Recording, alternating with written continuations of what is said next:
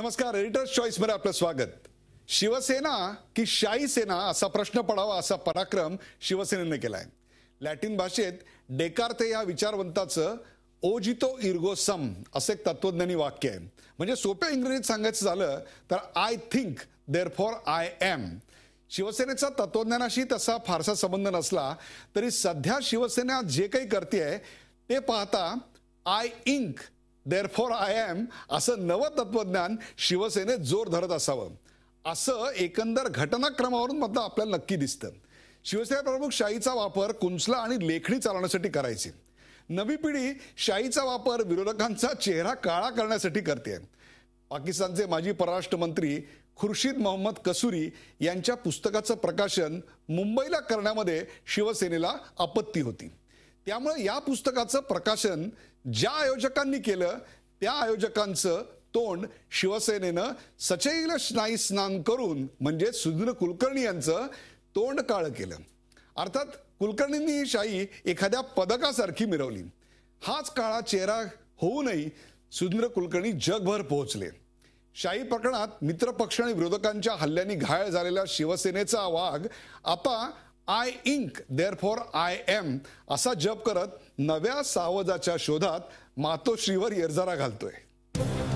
पाकिस्तानी गायक गुलाम अलींची मैफल रद्द करायला भाग पाडल्यानंतर शिवसेनेनं मग दुसरा एक विरोधाचा प्रयोग मुंबईत केला। पाकिस्तानचे माजी परराष्ट्र मंत्री खुर्शीद कसूरींच्या पुस्तक प्रकाशन सोहळा रद्द करा अशी मागणी करत शिवसेना आक्रमक झाली। तर दुसरीकडे पुस्तक प्रकाशन सोहळ्याला कुणी विरोध करत असेल तर सरकार संरक्षण पुरवेल असं जाहीर करत मुख्यमंत्र्यांनी महाराष्ट्राचं बनाना रिपब्लिक होऊ देणार नाही अशी ग्वाही दिली। पण शिवसेनेचा कसूरींना विरोध कायम होता। भारत पाक सीमेवर आपले सैनिक शहीद होत असताना कसूरींसारख्या भारत विरोधकाचं पुस्तक मुंबईत प्रकाशित का होऊ द्यावं असा शिवसेनेचा सवाल कायम होता। मुख्यमंत्र्यांनी निर्णय घ्यायचा आहे आता की कसूरी यांच्यासारखे पाकिस्तानचे नेते आणि त्यांना इथे आमंत्रित करणारे सुधीर कुलकर्णी सारखे पाकिस्तानचे एजंट यांचं हे कृत्य भारतद्रोही हिंदुस्थानद्रोही आहे की नाही। कसूरींच्या पुस्तक प्रकाशन कार्यक्रमाचे आयोजक सुधीर कुलकर्णींना शिवसेनेनं आपल्या खास शैलीत धडा शिकवण्याचा प्रयत्न केला। I think therefore I am असं एक तत्वज्ञान आहे, पण I think therefore I am हेच आपलं तत्वज्ञान असल्याचं जणू शिवसेनेला दाखवून द्यायचं होतं। सुधीर कुलकर्णी घरातून बाहेर पडत असताना काही शिवसैनिकांनी त्यांना घेरलं आणि त्यांची अशी अवस्था केली।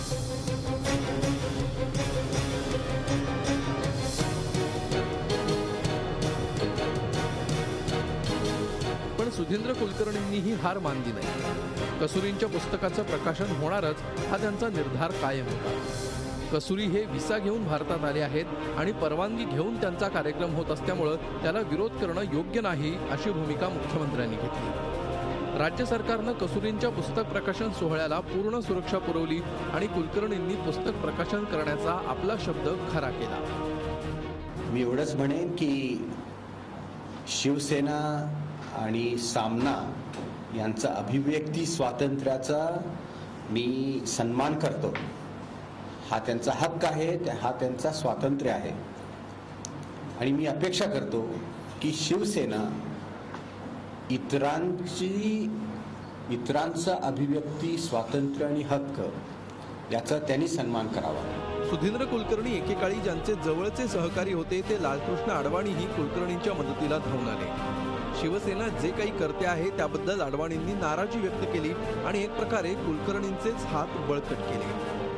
पिछले दिनों में जो भी इस प्रकार के लक्षण दिखे हैं कि जहां पर अगर कोई व्यक्ति या कोई दृष्टिकोण आपको स्वीकार नहीं है तो आप उसके ऊपर हमला करें, उसके ऊपर हिंसा करें या उसको इनटॉलरेंस दिखाएं उसके प्रति। ये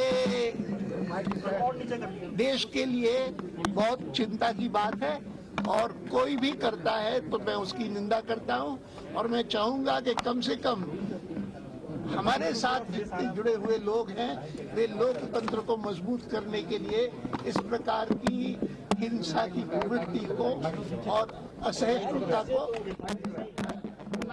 फुल्ली अस्वीकार करें।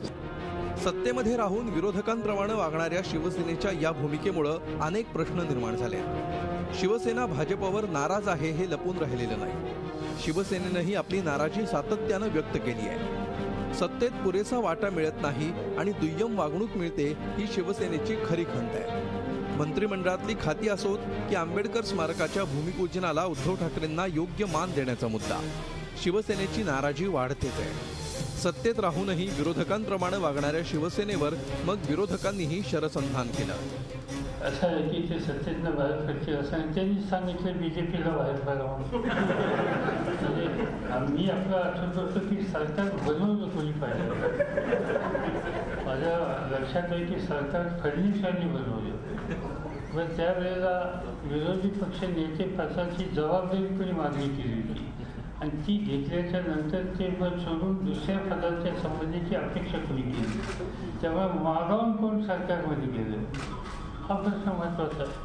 हे चाललेलं यांचे आपसामध्ये वाद आहे, याच्यामध्ये जनहित नाही आहे ना राष्ट्रप्रेम पण दिसत. कोण किती राष्ट्रप्रेमी आहे हे आम्ही पाहिलेलं आहे.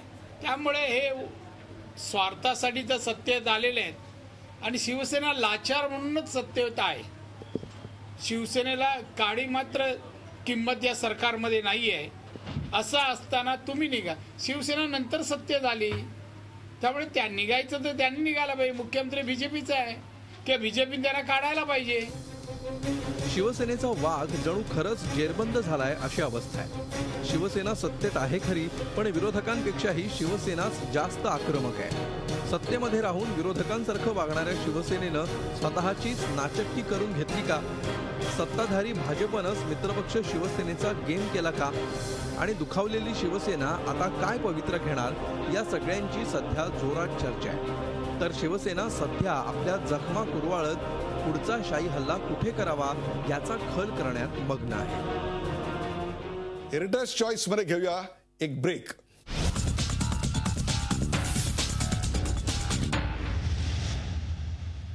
ब्रेक नंतर आपलं पुन्हा एकदा स्वागत. काहींना सगळ्याच गोष्टींची फार घाई झालेली दिसते. नरेंद्र मोदींनी अच्छे दिन येणार असं स्वप्न प्रचारादरम्यान दिलं होतं. आता मोदी सत्तेवर आल्यापासून काहींना कुठे आलेत अच्छे दिन असा घोषा लावलाय. आता तूर डाळीचे भाव 200 रुपयावर गेले आणि मग त्यांना कंठ फुटला. हेच का ते अच्छे दिन असा प्रश्न ते सारखा विचारतायत. अहो थोडी वाट पहा, आम्ही digital India, skill India, smart city अशा अनेक महत्वाच्या कामांमध्ये मग्न आहोत. म्हणून आमचं डाळीच्या भावाकडे थोडंसं दुर्लक्ष झालंय, पण तसं समजू देखील नका. आमच्या पंतप्रधानांचं परदेशात फिरतानाही डाळीकडे लक्ष होतंच. आता आम्ही कॅनडा, ऑस्ट्रेलिया, अमेरिका, म्यानमार या सगळ्या देशांमधून डाळ आयात करायला सुरुवात केली आहे. त्यानंतरही परदेशातील डाळ व्यापारी आणि डाळ उत्पादक शेतकरी यांचाच फायदा होतोय असा आरोप करणाऱ्यांना काय बरं म्हणावं. डाळ महाग झाली असेल तर चिकन अद्याप स्वस्त आहे ना. त्यामुळे डाळ परवडत नसेल तर चिकन खायला काय हरकत आहे. त्यावर तर आम्ही बंदी घातलेली नाही ना. एकेकाळी डाळ खाऊन जगणाऱ्यांनाही आता चिकन स्वस्त वाटते. म्हणजे हे अच्छे दिन नव्हे का? हाय महंगाई, हाय महंगाई, हाय महंगाई. मत घबराओ, मत पछताओ, खुश हो जाओ, क्योंकि हम मोदी जी को लाने वाले हैं. अच्छे दिन आने वाले हैं, हो अच्छे दिन आने वाले हैं. पंतप्रधान नरेंद्र मोदींनी प्रचारादरम्यान अच्छे दिन येणार असं आश्वासन दिलं होतं. आता हेच का ते अच्छे दिन असा सवाल मोदी सत्तेवर आल्यानंतर काही जण सारखा विचारतात. आता देशात डाळींचे भाव वाढलेत. ऐन सणासुदीत डाळींचे भाव कसे आहेत ते पहा. तूर डाळ 200 रुपये किलो, मूग डाळ 150 ते 170 रुपये किलो, चणा डाळ 80 ते 100 रुपये किलो, उडीद डाळ 160 ते 170 रुपये किलो, मसूर डाळ 100 ते 110 रुपये किलो. अशा परिस्थितीत सण साजरे करायचे तरी कसे असा प्रश्न अच्छे दिनांचं स्वप्न पाहणाऱ्यांना पडला नसता तरच नव्हतं. सरकारने लक्ष दिलं पाहिजे. प्रत्येक खाण्यापिण्याच्या गोष्टीकडे जरा व्यवस्थित लक्ष दिलं पाहिजे. मोदी सरकारच आहे की अच्छे दिन आने वाले, पण कब. महागाई वाढत चाललेली आहे. आता 1 महिने दिवाळीला सणाचे पदार्थ करावे लागतात, तेव्हा तूर डाळ परवडली पाहिजे सर्वसामान्य घराला, गरीबाला पण परवडली पाहिजे. सरकारने याचा विचार करावा थोडा. राज्यातील लातूर, सोलापूर हे जिल्हे आणि मराठवाड्यातील काही भागांमध्ये डाळीचं उत्पादन मोठ्या प्रमाणात होतं. मात्र पावसाअभावी डाळीचं उत्पादन घटल्यानं आणखी 3 महिने तरी डाळींच्या किमती कमी होणार नाही. अर्थात डाळीचे भाव चढेच असल्याला अनेक कारणंही आहेतच. मल्टीनेशनल कंपनी बाहर की वो परचेज करके स्टॉक ज़्यादा करके उधर उनके पास स्टॉक कर देते हैं, हाई रेट करके इधर व्यापारी को भी हाई रेट का माल लेना पड़ता है. और ये कॉमोडिटी बाजार है, NCDX बाजार है, इसमें सट्टा बाजार है, उसकी वजह से इतना भाव बढ़ जाता है. अर्थात उत्पादन कमी होणं एवढंच कारण भाववाढीला नसतं. किती उत्पादन होणार याचा अंदाज घेत सरकारनं वेळीच योग्य उपाययोजना करणं गरजेचं असतं. आता परदेशातून डाळ आयात करण्याचा निर्णय सरकारनं घेतलाय, पण विरोधक कुठलं ऐकतायत? ते सरकारवर टीका करतच आहेत. इसकी जो मिलिंग चार्जेस हैं, ट्रांसपोर्टेशन चार्जेस हैं, स्टेट तक पहुंचाने के चार्जेस हैं, उसके जो हैंडलिंग चार्जेस हैं पोर्ट के, वो प्राइस स्टेबलाइजेशन फंड में से हम लोग दे देंगे. तो इसलिए उसकी थोड़ी प्राइस अट्रैक्टिव स्टेट के लिए होगी. अच्छे दिन येणार म्हणून डोळे लावून बसलेल्यांना दाल में कुछ काला है असं आता वाटू लागलंय. अच्छे दिन आणण्याची ग्वाही मोदी सरकारनं दिली होती, मात्र कोई लौटा दे मेरे बुरे दिन असं म्हणण्याची वेळ सर्वसामान्यांवर आली आहे.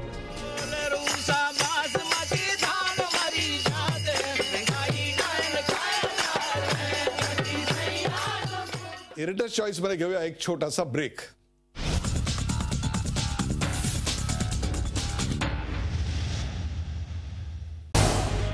झी 24 तास रहा एक पाऊल पुढे.